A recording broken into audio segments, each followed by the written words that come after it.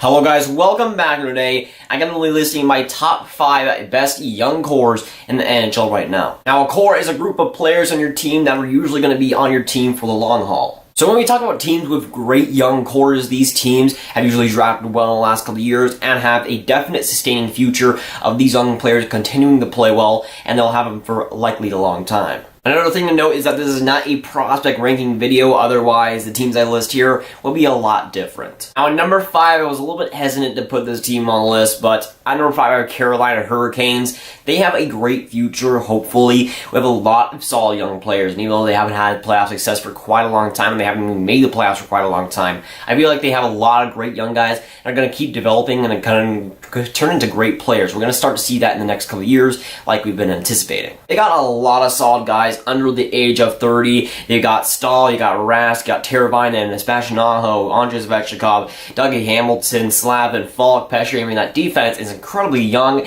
and, of course, incredibly good, and the forwards are still pretty skilled as well. Their prospect pool is very good, and they'll also start to get some guys coming up, but the youth already in the NHL they've showed last season is already very good, and I think we'll continue to see them develop into hopefully a playoff team and hopefully some great players in the next few years. I was a little bit hesitant to put them on this list. They haven't really made the playoffs in a long time, but I do think that they will start to grow in the next couple of years, and we'll start to see a good team develop. They could even make the playoffs next year. I mean, who knows? But to me, this team is going to develop into a true contender in the next few years. It really does depend on their goaltending, but this team that they have now with that defense and that forward group, it's pretty lethal. It's going to get even better with the prospect pool that they have. That young core of defense is seriously stacked. I mean, they got Dougie Hamilton for Noah Hanifin, which is an upgrade for the most part, and their defense is looking lethal. Again, for Carolina Hurricanes' future, it really does depend on that goaltending. If Scott Darling can become the goaltender that he was pegged to be when they traded for him, we'll see. But for right now, the Carolina Hurricanes, I still think have a great future, have a bright future, and a lot of their young guys will be very, very good when they're that true contender that I expect them to be. Now, again, the timetable to when they make the playoffs is not really clear. I mean, trading Jeff Skinner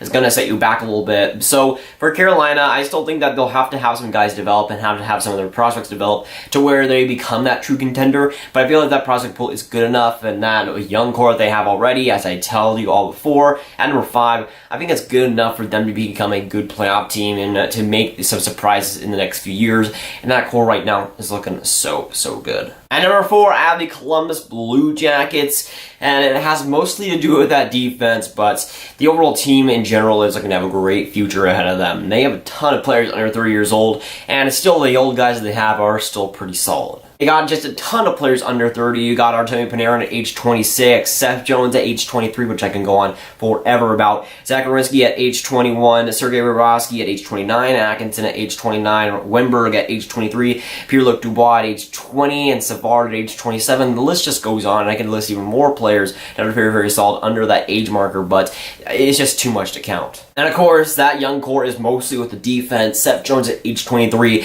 was almost a Norris candidate last season at that young of an age. Zach Werenski is very, very good as well at age 21. He's just going to get even better. And that defense is just lethal as well. And the offense have something to improve. Some of their guys didn't have the greatest years last season, but it was a pretty injury-rattled team. And next season, we could see an even better team as some of those guys bounce back as well. The team overall has a weird situation with Artemi Panarin. If he gets traded, the team will definitely take a hit. But Artemi Panarin, if he stays, that core will be very, very good for the future. And even if not, they still have some guys that are still very solid, and they're still a playoff type team in my eyes. So really, I can see them competitive next season as well. I feel like having that core, and Bobrovsky only being 29 years old, I feel like that core is going to stay competitive for quite a while too. At number 3, I have the Colorado Avalanche, and they're a team that would have been crazy to put this side 2 years ago, but they've done a crazy amount of things since then. Of course, they had that terrible year in 2016-2017 being almost a record low in the salary cap era, and they went back, rebounded, and were 1 point out for the playoffs, but then made the playoffs and played pretty well against the national competitors in round 1. Almost every single one of their best players is under 30, and really the team is one of the youngest teams in the NHL, and it really showed last season as they were playing speedy. They were really an exciting team to watch too. Of course, they got Nathan MacKinnon at age 22, looking to be one of the best guys in the NHL going forward. Definitely worthy of his first overall pick. Looking back on it now, you got Gabriel Landeskog, who's only at age 20 25. That's ridiculous. You got Tyson Barrie at age 27. You got Grubauer at age 26. You got Samuel Girard at age 20, who looked fantastic this past season. You got Alex Kerfoot at age 24. Rantanen at age 21. Tyson Jost at age 20. And they have a great young core and a lot of pieces that are going to work in the next few years. And for Nathan McKinnon to have a pretty meh couple of seasons and then have this breakout season once again is really, really great for the Colorado Avalanche. And of course, they practically made the playoffs because of him. And that great young core, I think, will be better next season, possibly. I think Jost can be better. I think Kerfoot can surprise a lot of people and improve still. They got a lot of solid young guys, and that definitely showed last season as they were a very quick, speedy, and fast team, and they definitely were great because of it. So they have a lot of young guys that are going to work for the future, and while they might not be the best out there, they have a lot of guys and a lot of solid prospects as well, and even though their prospect pool isn't the greatest, they have some great guys coming up. Just to name a few names, you got Cale Makar, who ain't bad at all. The future is definitely very, very bright for Colorado, but if you would have asked me that 2 years ago, to see Colorado in this position would have been just so far out. They were really in terrible position 2 years ago, and they've turned that fate right around, and since then, they've done marvelous things, and I gotta commend Joe Sakic for that. I mean, that Matt Hussein trade was just off the charts good, and what they've done so far in the last couple of years has been fantastic, and right now, they're set up to be a very, very good team for the future, and rightfully so. At number 2, I have the Winnipeg Jets. Now, they're an absolutely lethal team for the future for sure, and they got tons of young guys that stepped it up this past season to really make them into the elite team that some people pegged them to be. They have so many guys that will contribute both on the offensive end and on the defensive end. They're looking to be on the team for quite a long time as Winnipeg. It's looking to be a fantastic team for the next probably decade or so. So you got Mark Scheifele at age 25, Patrick Laine at age 20.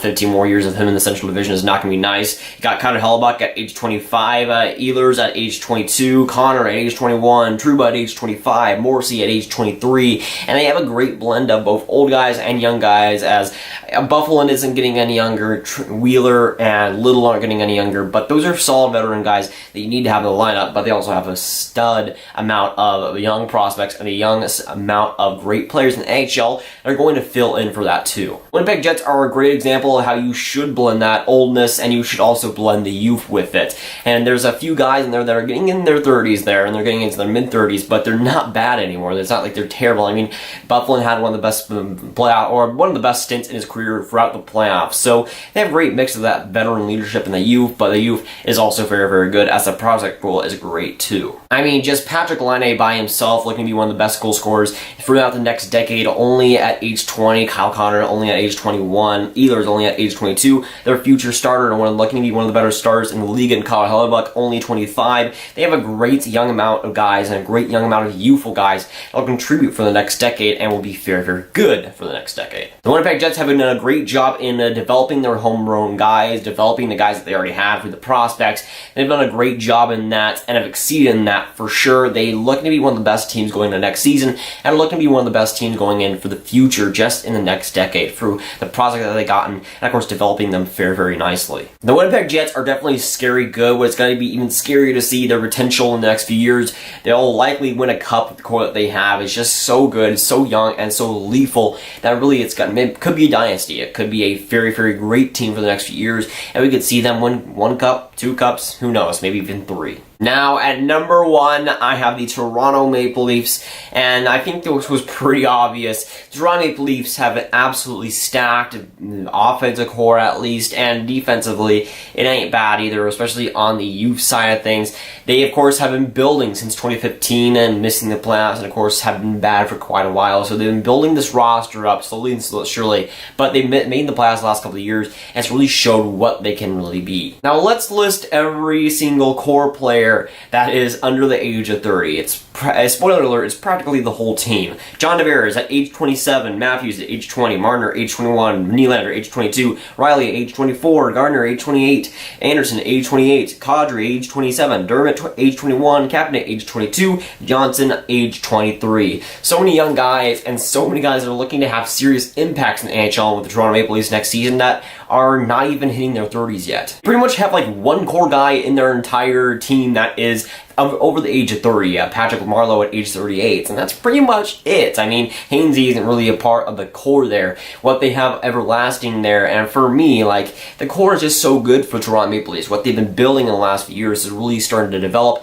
and has really started to make them the good team that we've seen them be. And next season, they have lofty expectations, of course, getting John Tavares in the offseason, but even he is really in his prime right now. I mean, he's at age 27. He's not the oldest guy in the world either. A lot of their best young players are still in their early 20s. I mean, Austin Matthews isn't even at age 21. He's dominating the NHL right now. Marner, age 21. Nylander, age 22.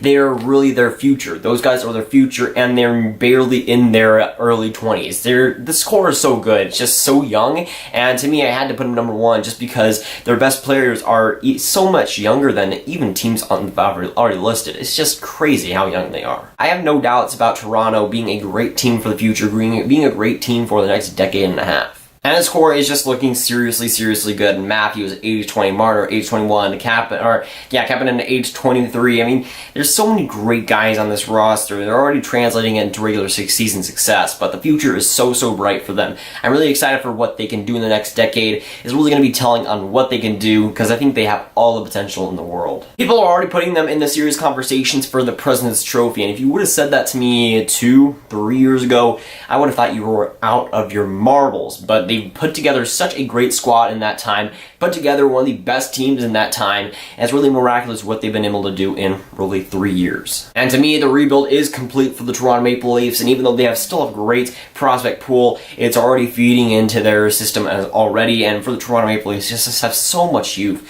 so much fantastic youth too. It's not like these are just bums out of college. These are really the best prospects and the best guys that are coming out, and the Toronto Maple Leafs just have it down when it comes to youth and talent. It's all there. And this team is just really good, and it's really the brightest hope that they've had for quite a long time. So it's great for the Toronto Maple Leafs, it's great for their fans, and hopefully in the next decade, they can get it done. But I want to hear from you guys. What do you think about my list? What do you think of my top 5 teams when it comes to youth cores? And of course, I want to hear from you guys. What teams do you think I missed, and what team do you think would be in your lists too? So that was going for it, guys. If you guys enjoyed, make sure you like and subscribe. Again, I want to hear from you. What do you think about my list, and what are your lists too? And I'll see you guys later.